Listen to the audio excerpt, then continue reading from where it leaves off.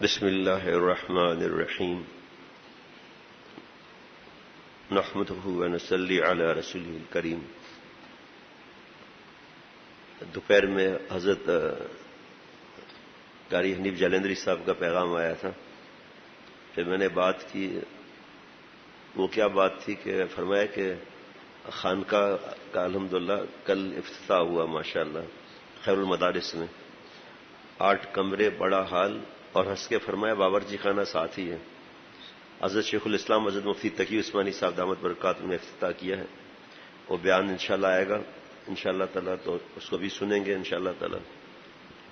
حضرت شیخ الاسلام مفتی تقی عثمانی صاحب دامت برکاتہ سے قاری حنیف جالندری صاحب نے کہا کہ حضرت جی آپ کے پاس دین کا ہر شعبہ ہے ماشاءاللہ، اصلاحی مجالس بھی روز ہوتی ہیں، دو کبھی رات کو حضرت مفتی عبدالرؤف سکھروی صاحب دامت برکاتہ میں گھر پر بھی مجلس ہوتی ہے۔ دن مجھے جہاں تک مجھے یاد ہے منگل کا دن ہے، جہاں تک یاد ہے مجھے۔ تو حضرت شیخ الاسلام دامت برکاتہ سے کہا حضرت آپ خانقاہ کی افتتاح کریں، کچھ خانقاہ والا کام تو ہو رہا ہے لیکن خانقاہ کا افتتاح کریں، خانقاہ بھی شروع کریں۔ تو حضرت شیخ الاسلام دامت برکاتہ ہنسنے لگے۔ ماشاءاللہ اللہ تعالیٰ خوب کام لے سب سے۔ عرض کی حضرت دعا یہ کہ عالمی خانقاہ اللہ تعالیٰ بنا دے۔ بہت خوش ہوئے۔ کل حضرت والا کے اجل خلفاء میں مولانا اسماعیل صاحب آئے تھے بنگلہ دیش سے، یہاں آئے تھے ماشاءاللہ، کچھ طلباء بھی آ گئے تھے اس وقت۔ ایسی نصیحتیں کی، سنت کی اتباع، حضرت والا رحمۃ اللہ علیہ کی سنت کی اتباع کے واقعات سنائے، جس میں فرمایا کہ میں تو گاؤں کا دیہاتی ہوں۔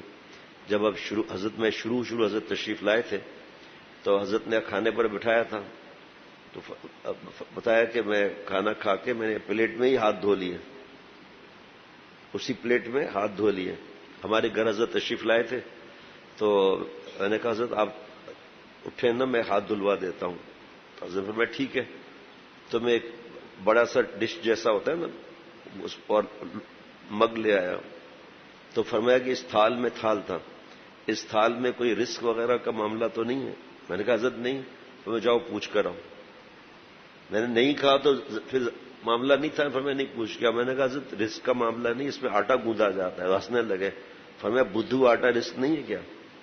میں خود ہاتھ دھوؤں گا، اگر میرے لیے انتظام کرنا ہے تو آئندہ سلمچی ہونی چاہیے، وہ آج تک رکھی ہوئی ہے اس کے بعد جو خریدی تھی ماشاءاللہ۔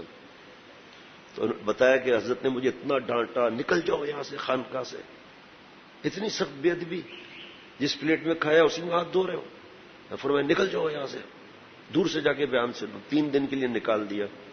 کہا میری تو دنیا ہی اجڑ گئی، میں کھانا پینا بھول گیا، نیندیں غائب ہو گئیں کہ اللہ والا ناراض ہو گیا، شیخ ناراض ہو گیا۔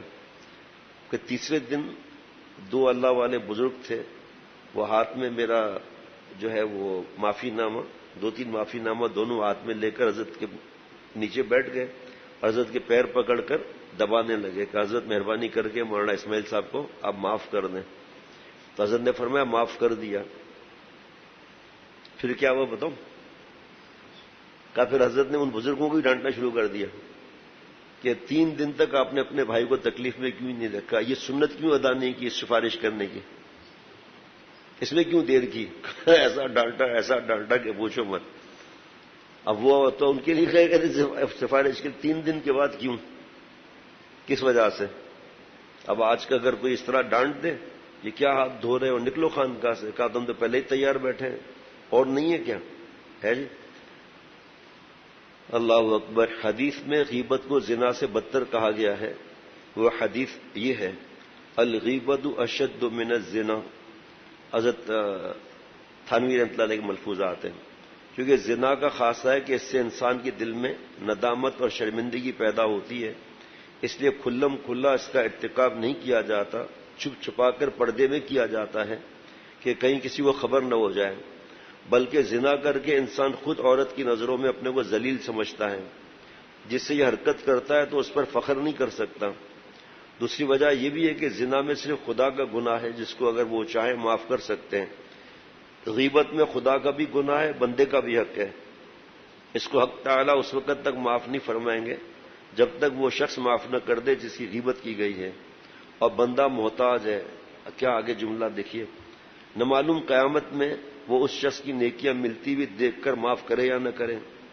آگے سنیے، اگر اس کی ساری ہی نیکیاں مل گئیں تو یہ میاں بالکل ہی خالی ہاتھ رہ جائیں گے. اس لیے اس گناہ سے بچنے کی بہت فکر کرنی چاہیے. اس کا طریقہ یہ زبانی تو کہا، حضرت کی بات سنی بھی آپ لوگوں سے کہی، عرض کیا کہ غصہ، غیبت، بدگمانی، بہتان، حسد، کینہ، بغض، یہ سب تکبر کی شاخیں ہیں. ہم کیا کرتے ہیں؟ ایک شاخ کے پیچھے پڑے رہتے ہیں. غیبت کی شاخ کاٹتے کاٹتے جناب دوسری شاخ بدگمانی کی نکل آئی، تو غیبت کی درخت ہی کاٹ دینا. گناہ دب جاتے ہیں، ختم نہیں ہوتے. سنیے آگے فرماتے ہیں کہ اس کا طریقہ یہ ہے کہ اپنے اندر سے تکبر کا مادہ نکالیں. اس کے بغیر یہ پہلی دفعہ زندگی میں اللہ پڑھنے کی توفیق عطا فرما رہے ہیں. دوسری دفعہ دعا کریں اللہ دل میں ڈال دیں. اس کے بغیر غیبت نہیں چھوٹ سکتی. تکبر کے ہوتے ہوئے اگر غیبت چھوٹے گی بھی تو 2-4 دن سے زیادہ نہیں چھوٹے گی. پھر چونکہ مادہ کبر کا اندر موجود ہے، وہ پھر اس کو اسی میں مبتلا کر دے گا. زنا میں صرف خدا کا حق ہے، اس کی فکر رکھیں. معصیت سے اکثر مضرتیں متعدی ہو جاتی ہیں، جیسے غیبت، کہ جب ایک آدمی کسی کی غیبت کرے گا تو دوسرے کو خبر پہنچے ہی گی، پھر وہ کیوں نہ کرے گا بلکہ اس سے زیادہ کرے گا. اس سے دونوں میں عداوت پیدا ہوگی. پھر عداوت وہ چیز ہے کہ جب دو میں پڑ جاتی ہے تو دونوں کا عجیب حضرت مجدد کی ایسے ہی تو بزرگان دین نہیں فرماتے کہ حضرت تھانوی رحمۃ اللہ کے ملفوظ پڑھا کرو. فرمایا پھر عداوت وہ چیز ہے کہ جب دو میں پڑ جاتی ہے تو دونوں کا نماز روزہ سبھی غارت ہو جاتا ہے. اٹھنے میں، بیٹھنے میں، سونے میں ہر وقت یہی فکر رہتی ہے کہ کسی طرح دوسرے کو نقصان پہنچے. نیت نماز کی باندھ رکھی ہے اور دل میں دوسرے کو نقصان پہنچانے کی تدبیریں سوچی جا رہی ہیں. یہ کیا نماز ہوئی؟ شغل قلب ہوا. اور کیا ہوا؟ حرام چیز سے اس میں کیا نماز میں ہوگا؟ منہ میں روزہ ہے اور زبان دوسرے کی غیبت میں آلودہ ہے. دل میں خوش ہے کہ روزہ ہے، یہ خبر نہیں کہ روزے میں ان چیزوں کو تو چھوڑا. واہ واہ واہ، جو فی نفسی ہی حلال تھیں، یعنی کھانا پینا اور جو چیزیں ہمیشہ سے حرام ہیں اس کو نہ چھوڑا تو کیا روزہ ہوا؟ حلال نعمت کو چھوڑ دیا. چند گھنٹوں کے لیے 15 ابھی آئے تھے جو بزرگ برطانیہ سے بتا رہے تھے کہ 21 گھنٹے کا بھی روزہ ہوا ہے. 3 گھنٹے کے اندر سب کام نپٹانے ہوتے ہیں. روزہ بھی افطار کیا، نماز بھی پڑھی، فوراً تراویحیں بھی ہوئی 3 گھنٹے کے اندر. 21 گھنٹے کا روزہ رکھا. حلال نعمتیں اللہ نے جو منع فرما دی اپنے پر حرام کر دیا، اور جو ہمیشہ سے چلی آ رہی حرام اس کا خیال ہی نہیں کیا. یہ کیا روزہ ہوا؟ غرض یہ عداوت اسی غیبت کے بدولت ہوئی. اور عداوت وہ چیز ہے کہ قلب کو ایک ہی طرف کا کر لیتی ہے اور صرف ایک ہی کام رہ جاتا ہے، اور وہ کیا؟ مضرت رسانی، یعنی دوسرے کو نقصان پہنچانا اور اس کی تکلیف اور مصیبت سے خوش ہونا. اللہ تعالیٰ اپنی یہ اس وقت جو ہے نا 48 میں سے 12 صفحات ہوئے ہیں. اب جو 12 صفحات ہوئے مجھے یاد ہیں، تو اس لیے اسلام میں دیر نہیں کرنی چاہیے. جیسے کل مولانا اسماعیل صاحب نے سنا کہ حضرت نے فرمایا معاف تو کر دیا، 3 دن کیوں دیر لگائی؟ پھر سنتوں کا کس طرح حضرت شاہ ابرار سب سنتوں پر عمل کراتے تھے وہ بھی پہلی دفعہ سنا. کہ کس طرح مجھ سے کسی نے دوست نے عرض کیا کہ میری مجبوری ہے میں شینک پر وضو کرتا ہوں، تو پہلے میں الٹا پیر نکالوں گا نا چپل سے، تو پھر کیسے میں کروں گا وضو؟ کیسے پہلے سیدھا پیر کیسے صاف کروں گا؟ اسی لیے سیدھا پیر نکالنا پڑے گا.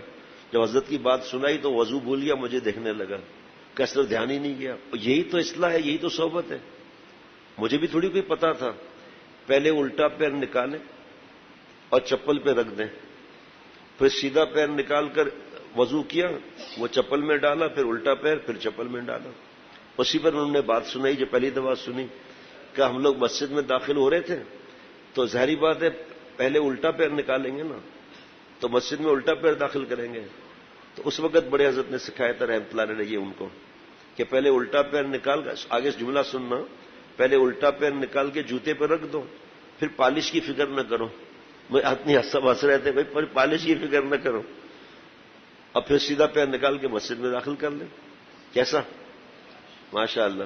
اسی طرح باہر نکلتے ہوئے چپل پہ پیر رکھ دیا الٹا پیر نکالنا ہے، پھر سیدھا پیر، پھر الٹا پیر جاؤ. بہت عجیب عجیب طریقے سے حضرت شاہ ابرار صاحب نے سکھایا. فرمایا کہ حضرت والا ہمارے حضرت نے فرمایا 40 دن جا کے ہردوئی میں رہو. تو فرمایا کہ میں 40 دن ہردوئی میں، 10ویں دن 2 طالب علم نے ایک دوسرے کو مارا. اب وہاں شور اٹھ گیا، یہ کرنا ہے وہ کرنا ہے. فرمایا میرے پاس بھیجے. حضرت شاہ ابرار صاحب نے فرمایا یہاں آؤ. تھپڑ مارا. حضرت بالکل حضرت کی آواز میں کر رہے تھے، بالکل ایسا حضرت شاہ ابرار صاحب نے فرما رہے ہوں. الحمدللہ ٹیپ بھی ہو گیا کہ تھپڑ مارا. پہلے تو تھپڑ مارنا منع ہے، کہ تھپڑ مارا تو اب بھائی بدلہ ہونا چاہیے. اب بھائی بدلہ ہونا چاہیے. اب یہ آپ کو مارے گا. اب وہ اس کی بھی حالت خراب، اس کی بھی حالت خراب. اب جس کو تھپڑ لگا وہ تھپڑ مارے گا. چلو ادھر آؤ. اب وہ قریب آ کر کیسے کیا کرے. دیکھو تھپڑ مارو گے تو تھپڑ کا بدلہ جو ہے اسی نمبر کا ہونا چاہیے. اگر 10 نمبر کی تھپڑ لگی ہے تو 10 نمبر کی تھپڑ لگانی چاہیے، بلکہ تھوڑا کم. وہ آپ کیسے کریں گے؟ تو آپ ظالم ہو جائیں گے. ظلم قیامت کے دن اندھیرے میں سے ہوگا. پھر معافی کا مضمون الگ. دونوں طالب علم رونے لگے. دونوں طالب علم رونے لگے کہ آئندہ ہم نہیں کریں گے. کسی نے شکایت کی کہ حضرت ایک طالب علم دیوار پھاند کر فلم دیکھنے جا رہا ہے، بلاؤ بھائی اس کو. دیکھیے آپ آج تو جھٹ بدگمانی کر لیتے ہیں نا. وہ تو اس کو بتا رہا تھا کہ میں تو فلم دیکھنے جا رہا ہوں، اور چھلانگ لگا کر دیوار سے پار. اس کو تو اس نے بتایا خود. حضرت شاہ ابرار صاحب بلایا یہاں ہو. دیکھو بھائی آپ یہ چھلانگ لگا کر ماں باپ سے ملنے جا رہے ہیں ملنے جا رہے ہیں تو یہ تو صحیح نہیں ہے. اگر خدا نخواستہ کوئی ڈاکو وغیرہ پکڑ لے تو آپ ہمارے یہاں رہ رہے ہیں تو ہماری ذمہ داری ہے نا. ہمیں تکلیف ہوگی نا، ہم پریشان ہوں گے. آپ تو ماں باپ کے ملنے گئے، راستے میں کسی نے اغوا کر لیا، پھنسیں گے تو غم تو ہمیں ہوگا. طالب علم رونے لگا، پیر پکڑ لیا کہ میں تو فلم دیکھنے جا رہا تھا حضرت، اب مر جاؤں گا ایسا کام نہیں کروں گا. وہ انشاءاللہ بیان وہ جاری کریں گے. وہ ایسا لگتا تھا بس جو ہے باتیں بتاتے ہی جائیں. اللہ تعالیٰ اپنی رحمت سے مجھے ہم سب کو اللہ والا بنائے، عافیت سے رکھے. سفر کے لیے سب دعا کریں. جو سن رہے ہیں ہماری بہو بیٹیاں بھی دعا کریں. اللہ اپنی رحمت سے خیر سے لے جائے، خیر سے واپس آئیں. شرف قبولیت اللہ عطا فرمائے. دین کے کام لیں. اللہ وقت کو ضائع ہونے سے اللہ بچائے اپنی رحمت سے. اور اللہ اس سفر کو میرے تزکیے کا، میرے اصلاح کا ذریعہ بنا دیں. آپ ہمیں دعا کریں، ہم آپ کو دعا کریں گے. اور جو ہے خاص دعائیں کیجیے گا. حفاظت کے لیے بھی تھوڑا ہے کسی معاملے کا، تو اس کے لیے آپ وہاں جا کر ایک جگہ جا کر معلوم کریں گے دوبارہ. تو اس کا بھی خاص جو ہے وہ دعا کیجیے گا. کچھ مسئلہ ہے، کچھ عرصے سے چل رہا ہے، تو خاص دعا بھی کیجیے گا. ربنا تقبل منا انك انت السميع العليم سبحان ربك رب العزة عما يصفون وسلام على المرسلين والحمد لله رب العالمين. حضرت فرماتے تھے جاتے ہوئے کبھی کبھی بنگلہ دیش میں کئی بار ہوا، میرا پیام سن کر مجھ کو دعائیں دینا، ہے میرا وعدہ تم سب کو دعائیں دینا.